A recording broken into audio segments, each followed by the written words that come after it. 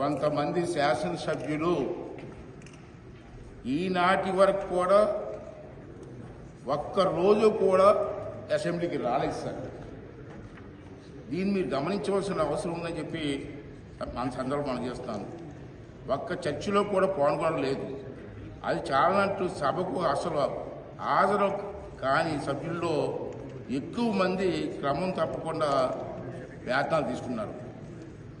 Without doing duty they taking salaries. How it is possible sir? So నేను ఈ విషయంలో మీకు మనసు అందజేసంటే సభకు అసలు హాజరు కాని సభ్యుల్లో ఎక్కువ మంది క్రమం తప్పకుండా వేతనాలు తీసుకుంటున్నారు, బత్యాలు మాత్రం తీసుకుంటున్నారు. ఒక సభాపతిగా నాకు ఎంతో వేదన కలిగిస్తున్న విషయం ఇది. ఇలాంటి నైతిక ప్రవర్తనతో ప్రజల దృష్టిలో సులకన కాకుండా ఎలా ఉండగలుగుతారు?